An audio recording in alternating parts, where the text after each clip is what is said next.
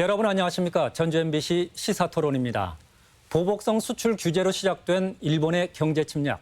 그 사이 또 한 번의 광복절이 지났습니다. 도민들의 자발적인 일본 보이콧은 친일 청산 요구로 거세지고 있습니다. 그럴 만한 배경도 있고 정당성도 있겠죠. 오늘 얘기 나눠봅니다. 토론자 네 분 모셨습니다. 어서 오십시오. 안녕하십니까. 예, 일본의 도발이었죠. 앞서 우리 대법원이 일제 강제징용 배상 판결을 했는데 일본이 수출 규제 카드를 뽑아들었습니다.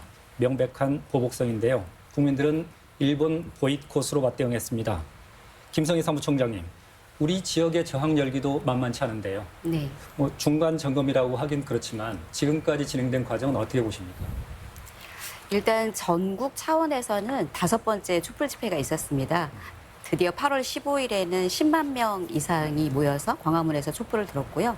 지역에서는 184개 단체가 모인 전북 평화회의에서 기자회견을 시작하면서 이 문제에 대한 대응이 시작되는데요. 그 이후로는 주로 지역별로 또 각 단체별로 좀 자발적인 기자회견이나 캠페인이 벌어지고 있습니다. 또 한 가지 주목할 점은 그 한일 시민연대가 추진이 되고 있습니다. 그래서 조만간에 9월에 행사를 좀 추진하기로 했는데요. 일본의 양심 세력과 전북 지역의 시민사회가 같이 공동 결의도 발표하고 이후 대응 방향도 같이 논의를 할 생각입니다. 예, 알겠습니다.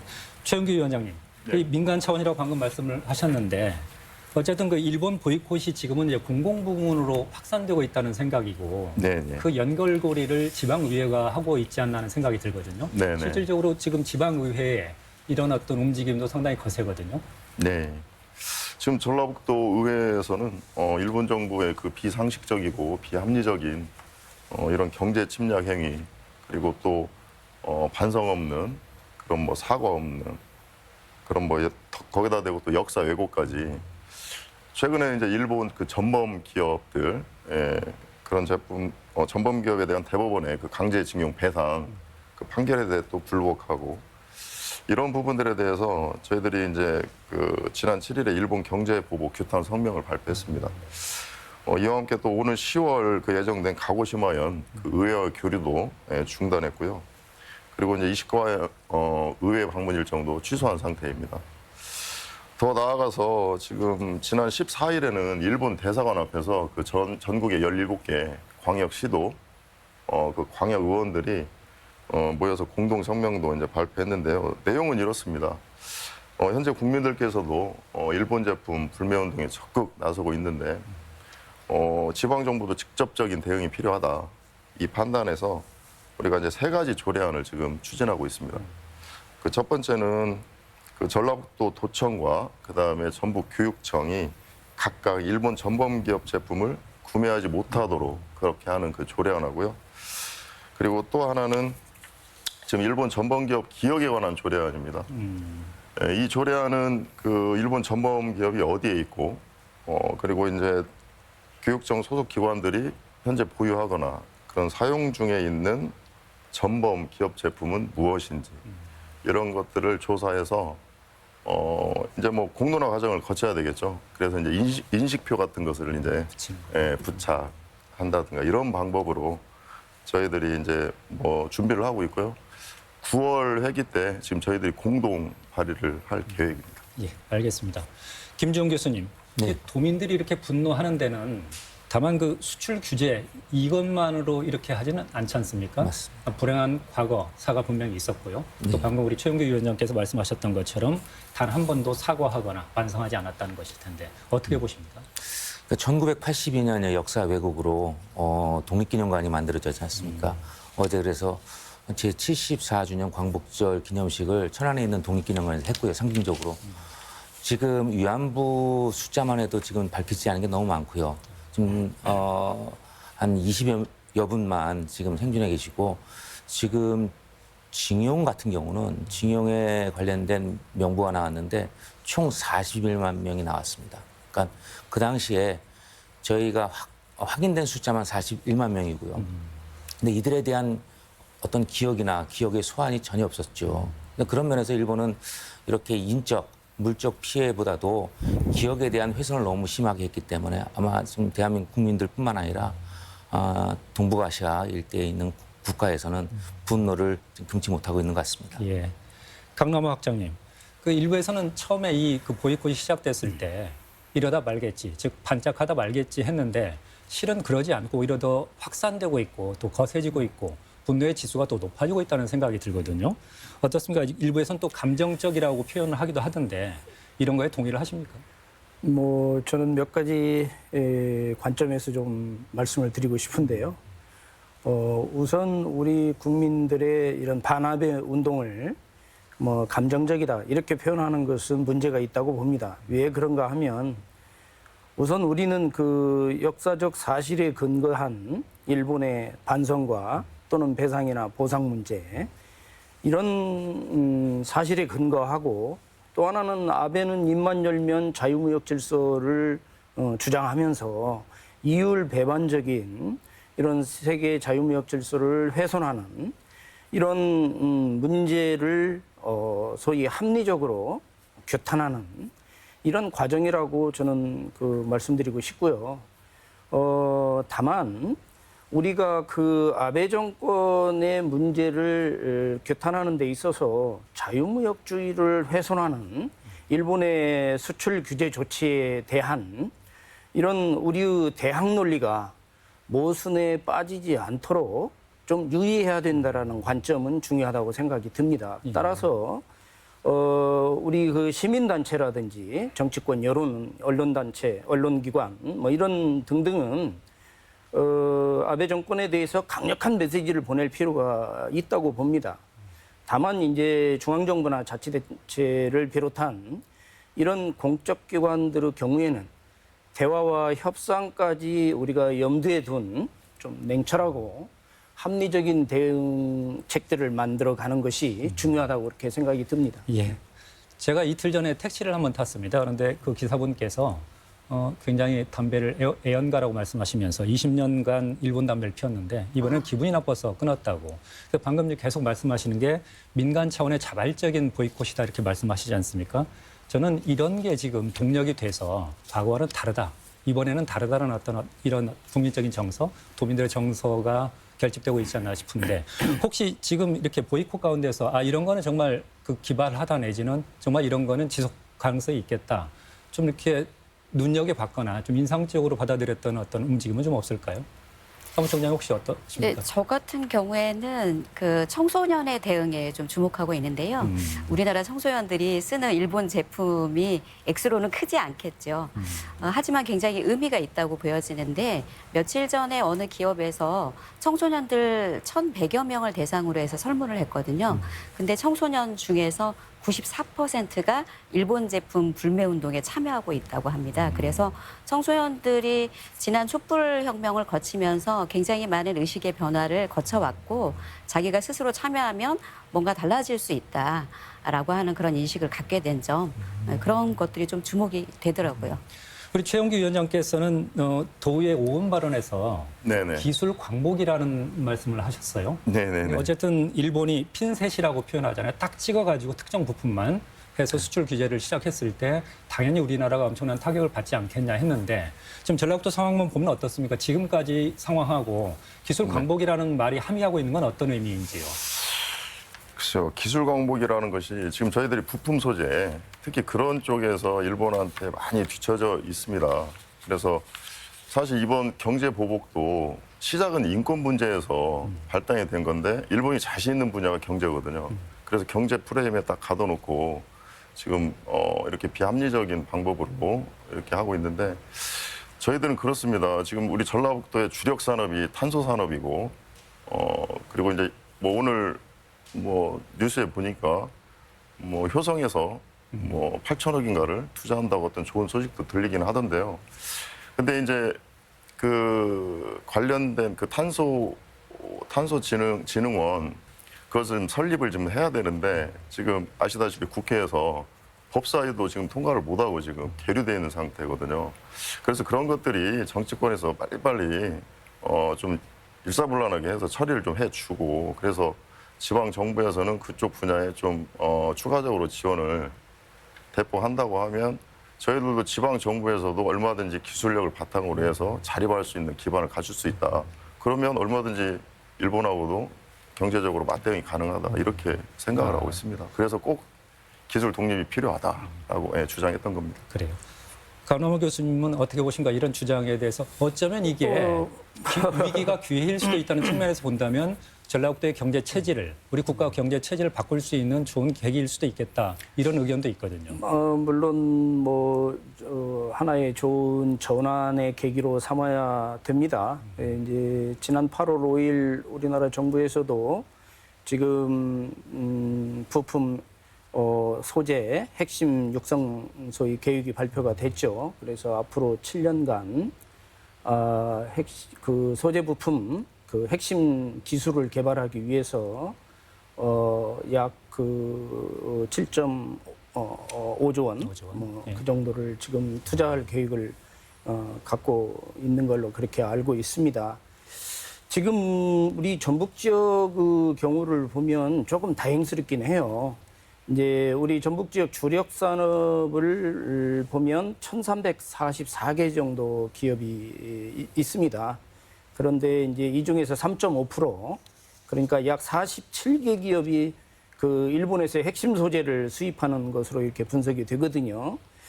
그러니까 지금 현재 발표된 일본의 그 경제보고 영향을 분석해 보면 전북 지역 같은 경우에는 단기적으로는 거의 미미하다라는 분석이 나옵니다. 다만 이게 이제 장기화되는 경우에 좀 그 대일 의존도라든지 대체 가능성 이런 정도에 따라서 이제 피해 규모가 좀 달라질 수가 있겠고요. 만약에 일본이 규제 품목을 더 늘리게 되는 경우에는 뿌리 기계 산업에서 한 22개 업체, 자동차 산업이 한 4개 업체. 그런데 이 경우에는 국산 제품 대체가 그 가능한 것으로 그렇게 알고 있고요. 조선 산업의 경우에는 한 2개 업체가 그 피해를 볼 수 있는데 현재 그 소재 부품을 국산화를 거의 완료한 상태라고 그렇게 알려져 있습니다. 다만 이제 좀 우려가 되는 게 화학산업의 한 11개 업체, 그리고 탄소산업의 5개 업체, 그리고 전자부품 산업에서 한 3개 업체 정도가 그 일본산 소재에 의존하고 있습니다. 그래서 이제 장기화되는 경우 이런 업체들은 좀 피해가 그 우려되고 있는 그런 상황입니다. 이런 부분에 대해서는 어쨌든 행정 차원에서도 적극적인 어떤 구제 조치 내지는 피해 최소화 그런 어떤 조치들이 계속 나오겠죠. 네, 그렇습니다. 예. 그러면 김 교수님, 지금 어떻게 보면 지금 민간 주도의 보이콧이라는 게 민간 주도이다 보니까 오히려 좀 무질서하게 질서가 없어 보일 수 있지만 또 일부에서는 오히려 그러기 때문에 더 창조적이고 더 지속성이 있을 것이다 이렇게 이야기를 하거든요. 특히 우리 돈의 상황을 보더라도 경제적인 어떤 영향은 그렇게 크지 않을 것이고 그러면 분노한 어떤 성난 민심은 계속해서 반일, 항일에 대한 어떤 그런 정서를 더 결집할 수 있을 것 같은데 어떻게 보십니까? 이게 지속 가능성이 있다고 보십니까? 아니면 아까 제가 질문을 드렸었습니다만 반짝하다 말 것으로 보이십니까? 저는 이 기회가 어떻게 보면 반일이나 항일보다는 그 길로 가는 첫걸음이라고 생각합니다. 그 이유 중에 하나는 지금 아베 같은 경우는 아베 그 외교부가 이미 이제 전범이거든요. 그러니까는 제국주의를 경영했던 경험 때문에 그러한 환상과 착각들을 계속 확대 재생산했고요. 그래서 군대가 있는 나라, 그 아베가 지금 목적을 하는 건 가장 중요한 것이 그거고 그것을 위해서는 지금 한국 정부를 흔들어야 한다는 어떤 당위성이 있는 거죠. 그러한 측면에서 봤을 때 우리가 지금 한국 측의 대응은 오히려 관주도보다는 민에서 하는 것들이 훨씬 더 지속 가능하고 특히 지금 어린 학생들, 청소년들, 대학생들 같은 경우는 오히려 100년 전보다는 훨씬 더 깨어있기 때문에 그 당시 인식체계와 지금의 인식체계가 많이 발전했죠. 그런 면에서 대한민국이 냄비근성의 어떤 화두를 가졌던 민족이 아니라 이제는 지속 가능성을 담보로 한 그 길의 첫걸음으로 이번에 삼아야 되지 않을까 싶습니다. 예. 앞서서 방금 그 강제징용 이야기를 하셨지 않습니까? 근데 그때 당시에 산업 중심을 보면 아무래도 농업이었기 때문에 특히 전라북도가 그 중심에 있었을 것이고요. 강제징용 피해도 전라북도가 어떻게 보면 그 중심지라 할 수 있을 정도가 아닐까요? 어떻습니까? 지금 전라북도 특히 이제 호남권에서 지금 일제의 잔재, 쉽게 얘기해서 건축물들이나 유형적인 것들이 가장 많이 남아 있는 게 호남권이에요. 예를 들어서 군산 같은 경우는 지금 근대거리라고 그래서 예전에 일본에서 운영했던 나가사키 18은행이라든지 이런 건물들이 남아 있고 곳곳에 일제의 흔적들이 남아 있는데 그 일제의 흔적이라 그래서 그 당시 우리 조선 사람들이 살았던 흔적까지 지울 필요는 없지 않습니까? 다만 그것들이 왜 남았는지 그러한 그 기념 공간이라든지 기념비를 갖다가 지속적으로 만들어서 기억을 소환한다는 측면에서 국민들한테 특히 전북 지역민들한테 우리가 지금까지는 뭐 화이트 역사만 기억했는데 이제는 다크 히스토리, 어두운 역사, 징용 피해자들에 대한 기념이라든지 이런 것들이 도 차원에서는 거의 없을 겁니다. 그러한 점에서 우리가 이 기회에 오히려 독립운동도 기념해야 되겠지만은 강제징용, 징병에 관련된 피해자들에 대해서 정확한 전수조사 및 기념을 하는 것이 우리 한 차원 극이라는 전라북도가 극이라는 기점이 되지 않을까 싶습니다. 그 수탈의 현장이 전라북도였었기 때문에 뭐 익산을 중심으로 한 그 농경지 그리고 그 쌀 수탈이 반출돼 나갔던 군산 뭐 곳곳에 이런 것들이 많이 있지 않습니까? 그래서 우선 이 전주 같은 경우는 보면 동 이름을 일제시대의 잔재인 동 이름을 좀 청산하려는 움직임들이 있잖아요. 이런 것들도 친일 청산, 친일 잔재 청산의 그 연장선에서 볼 수 있지 않을까요? 네. 그 지금 동산동은 8월 15일, 8월 14일인가요? 8월 14일을 기해서 그 동명을 바꾸는 의식을 정식으로 거행을 했습니다. 그래서 주민 여론을 수렴해가지고 여의동이라고 하는 명칭으로 바꿨는데요.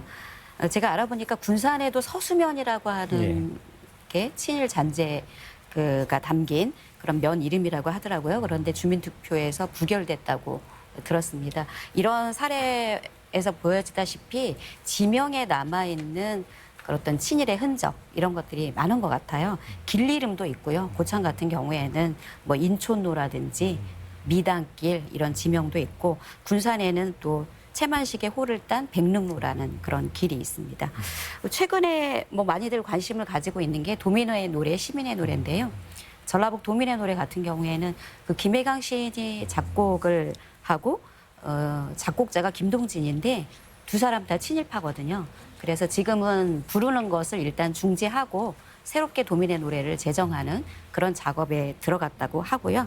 이 전라북도 교육청 같은 경우에는 의원님이 말씀하시겠지만 그 교가에 남아있는 그 친일의 흔적을 또 지우기 위해서 노력을 하고 있다고 들었습니다. 근데 제가 한 가지 좀 주목하고 있는 게 아까 교수님께서 말씀하신 그 다크리스트 그런 것도 우리가 보존하고 공부할 필요가 있다 이렇게 말씀을 하셨는데요. 군산 같은 경우에는 조금 더 고민을 해봐야 되지 않나 그런 생각이 듭니다. 이게 관광을 통한 지역경제 활성화라고 하는 목표는 물론 존중합니다만 지금 군산이 근대문화유산이라고 부르거든요. 근데 사실은 그렇게 부르다 보면은 일본이 우리나라를 식민지로 만들면서 근대화에 기여했다라고 하는 그런 프레임을 만들 수가 있습니다. 그래서 식민지 침략 유산이라든지 이렇게 명칭도 좀 바꿔야 될 것 같고요. 기존에 남아있던 그 일본식 가옥들은 보존을 해서 역사의 어떤 공부거리로 삼을 필요가 있겠지만 새롭게 리모델링해서 일본식 가옥으로 변경하는 일도 상당히 많거든요. 이런 부분들은 조금 공론화를 시켜서 좀 수정해야 되지 않나 이런 생각이 듭니다. 예, 부끄러운 역사도 역사인 것만은 분명하지만 지나치게 성과만 내지는 그 부분을 관광 자원을 한다든지 이런 쪽에만 해서 좀 아픔 그리고 우리의 부끄러움 같은 것을 들추지 않으려고 하고 그걸 아예 묻어버리는 경우는 정말 심각한 후유증을 알 수도 있다는 어떤 그런 지적 같은데요.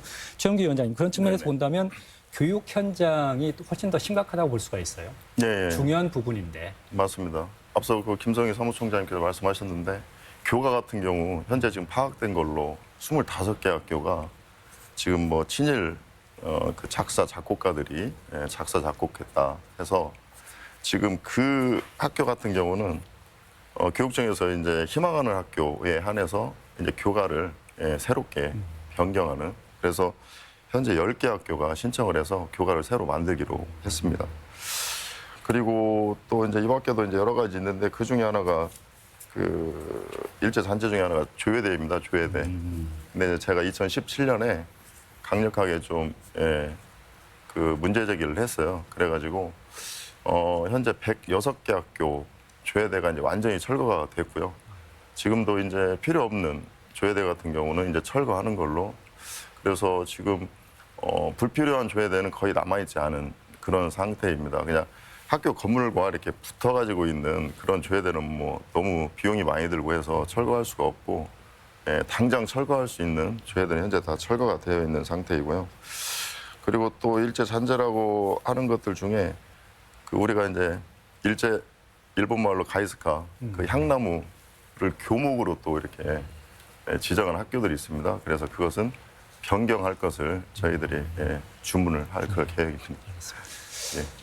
강 교수님, 이렇게 이야기를 듣다 보니까 정말 우리 주변에 친일 내지는 잔재가 아닌 것이 무엇일까를 생각하는 게 더 빠를 정도인데, 심지어는 지금 뭐 대한민국의 국가인 애국가 그리고 무궁화꽃, 국가인 무궁화꽃도 친일과 무관하지 않다는 어떤 이런 심각한 이야기까지 나오고 있는 상황인데, 이런 것들이 산업계 쪽이나 이렇게 가보면 또 다른 어떤 좀 이렇게 결이 있을 것 같다는 생각이 좀 들어요. 네, 저는 뭐 조금 다른 차원에서 좀 한 말씀 드리고 싶은데요. 우리 뭐 역사적 과정에서 사실은 그 친일 청산을 제대로 하지 못해서 뭐 친일파 인명사전도 만들었고요. 역사 바로 세우기 운동도 한 과정을 거쳤습니다. 지금 이번 사건을 계기로 해서 우리가 부르짖는 것은 반일본이 아니고 반아베 정권을 규탄하는 데 있습니다. 왜냐하면 지금 아베가 주장하는 것은 다시 바꿔 말하면 신제국주의를 앞세우고 다른 나라 경제를 총칼만 들지 않았지 침략하는 행위에 해당하는 겁니다. 그러니까 우리가 인류 공동의 평화와 번영을 해치는 무슨 일본을 소위 침략하고 일본을 전격적으로 소위 무시하는 그런 운동이 아니고 일본도 인정하고 일본을 존중하고 또 서로 상호 교류하면서 궁극적으로는 그 길의 궁극적인 목표는 인류 공동의 번영과 평화 기반을 구축하는 것이 우리의 이상이라고 저는 그렇게 생각을 합니다. 우리의 이런 반일 운동이 아닌 반아베 운동으로 우리가 정의하는 이유는 바로 이런 논리에서 이제 비롯돼야 된다고 보고요.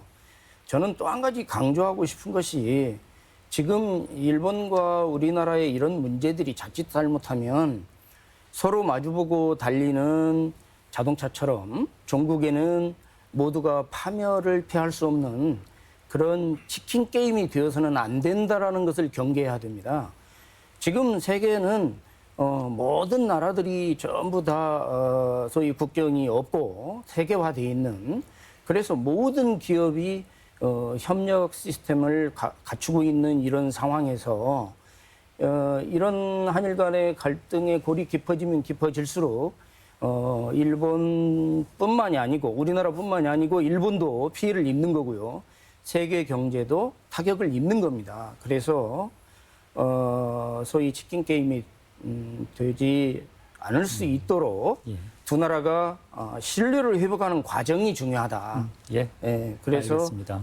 서로 인정할 건 인정하고 사과할 건 사과하는 이런 노력이 중요하다고 생각이 듭니다. 예, 알겠습니다. 우리는 정말 몰라서 역사적 사실 내지는 그런 어떤 비참한 과거가 있었다는 걸 몰라서도 그럴 경우가 있다고 생각을 하고요. 또 무심코 생활 속에서 이게 그런 건지도 모르고 받아들이는 경우가 참 많겠다 싶은 생각을 지금 말씀을 듣다 보니까 나는데, 그런 의미에서 본다면 정말 교육이 중요하겠다. 앞으로 역사 교육 이런 부분에 대해서는 아무래도 우리 최영규 위원장께서 교육위원장을 맡고 계시지 않습니까? 네. 이런 부분들에 대해서는 어떻게 해야 할까요?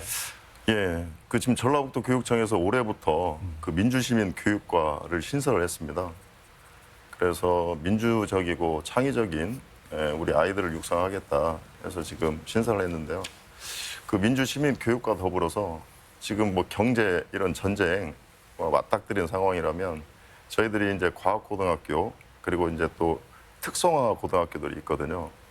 그렇다면 정말 우리가 전라북도 그리고 우리 대한민국을 견인할 수 있는 기술 인력들을 그리고 이제 과학도들을 양성하기 위해서 전라북도가 특단의 교육 대책을 지금부터라도 좀 마련해야 된다. 그래서 관계자들과 좀 협의를 거치고 그런 장이 좀 마련돼야 될 것 같고요. 그래서 저희 도에서도 그런 뭐 방향이라면 저희들이 뭐 망설일 필요가 없습니다. 저희들도 적극 지원하도록 하겠습니다.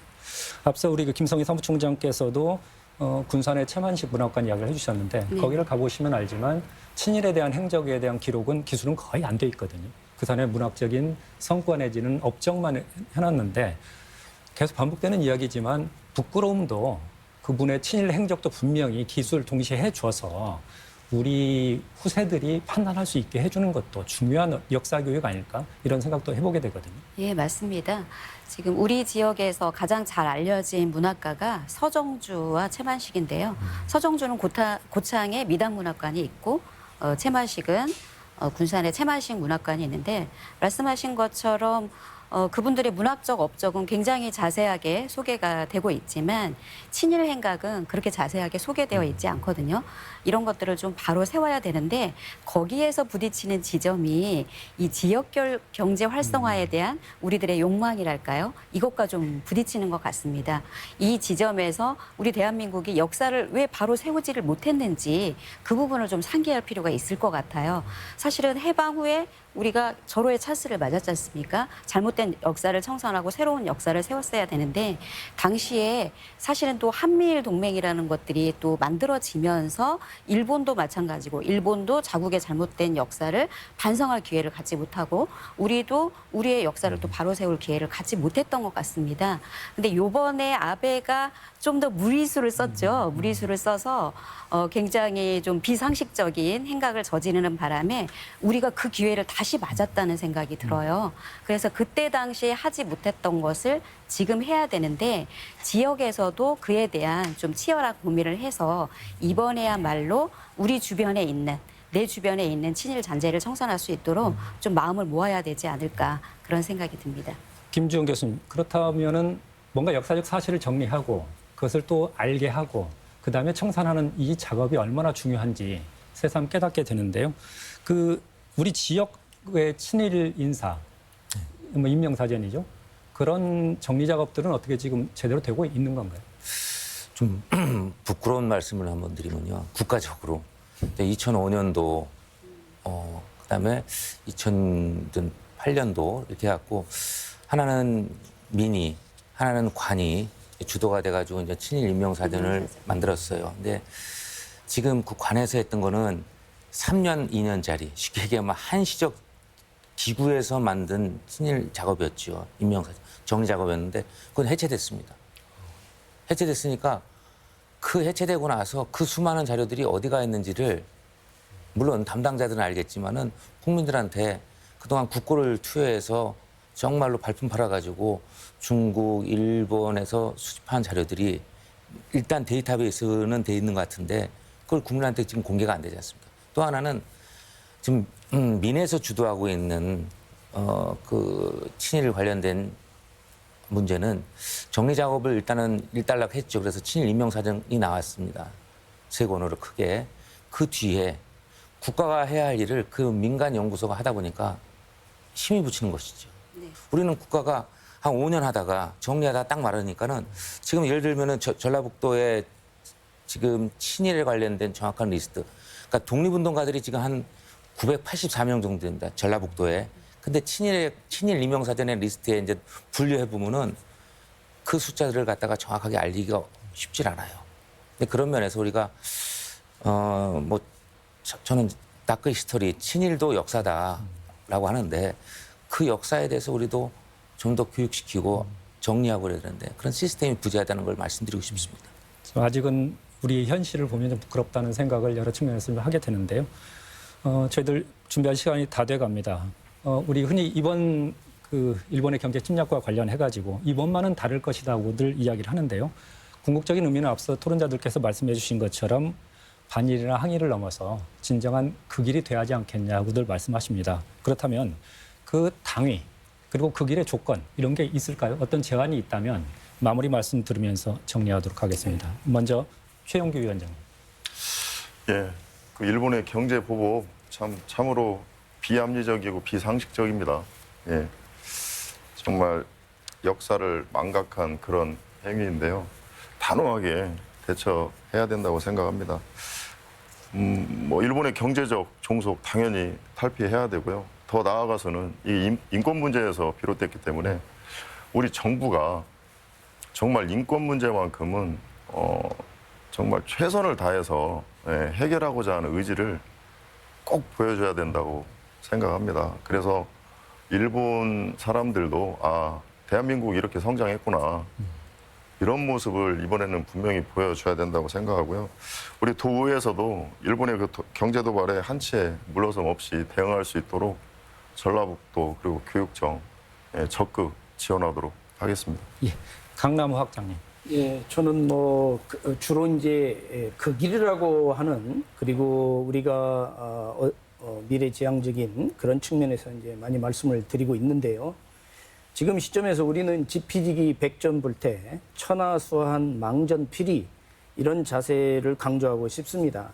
우선 그 1990년대 후반 이후 일본의 경우에는 기업이라든지요, 또 학회, 정부, 언론 할 것 없이 소위 모노주꾸리 정책에 아주 그 공을 많이 들였습니다. 그래서 이미 소재, 부품, 디자인, 소프트웨어, 설계 뭐 이런 중소형 기반 기업을 강화시켰기 때문에 세계적인 경쟁력을 갖고 있는 거고요.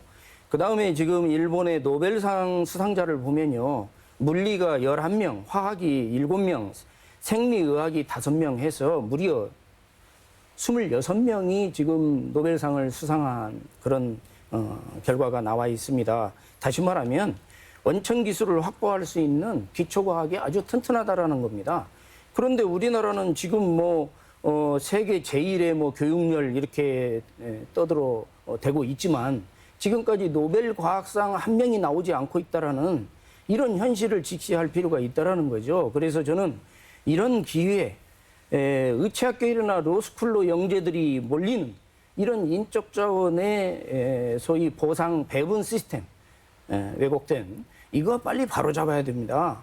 그리고 우리나라가 그 원천 기술력을 확보할 수 있는 소위 과학기술 정책 그리고 산업 정책에 대해서 좀 반성하고 일대 혁신이 필요하다. 저는 그렇게 생각하고 있습니다. 예, 김주영 교수님. 예, 저는 그 독립운동가 한 분의 어록을 한번 인용하고 싶습니다. 우리가 진정한 독립이 되려면은 가장 중요한 키워드는 자력이다라고 그랬어요. 그러니까 자력을 하기 위해서는 문화적인 품격도 올라가야 되지만은 가장 기본적인 기초적인 것이 무엇인지 고민해야 할 때가 아닌가 싶습니다. 그걸 이룩해야지만은 진정한 그 길, 자력의 길로 나가는 첫걸음이 아닌가 싶습니다. 예. 자, 마지막으로 김성희 사무총장님. 우리가 직면하고 있는 문제는 저는 정의와 인권의 문제라고 생각합니다. 정의로운 세상이라는 것은 힘이 있는 나라라고 해서 힘이 없는 나라를 당연히 침략해도 된다는 그런 세상이 아닐 것입니다. 힘이 없는 나라라고 해서 힘이 있는 나라로부터 지배를 받아야 되는 그런 세상은 당연히 아닐 것이라고 생각을 합니다. 과거에 우리 정부가 정의를 바로 세우지 못했습니다. 국민의 인권을 보호하지 못했습니다. 그래서 1965년 한일협정이라든지 2015년 굴욕적인 한일 위안부 협정이 나왔고 그로 인해서 우리가 역사를 바로 세우지 못했습니다. 일본에게 잘못된 시그널을 주었죠. 그 후과를 지금 우리가 치르고 있다고 생각합니다. 다행인 것은 지금은 민과 정부가 한마음 한뜻이 되어서 대응할 수 있는 그런 조건이 마련되었다는 점이 다행이고요. 이번 기회를 발판으로 삼아서 진정한 정의와 인권이 세워질 수 있는 그런 세상이 만들어졌으면 좋겠습니다. 대한민국 임시정부 수립 100년, 광복 74년. 침략의 역사는 아직도 끝나지 않았습니다. 청산하지 못한 과거 탓일 겁니다. 사과는커녕 반성도 없는 가해자. 이번에는 다르다는 성난 민심이 역사 바로 세우기 요구로 단단하게 뭉치고 있음을 새삼 목격하게 됩니다. 오늘 순서 여기까지입니다. 시청해주신 여러분, 함께한 토론자 여러분 고맙습니다.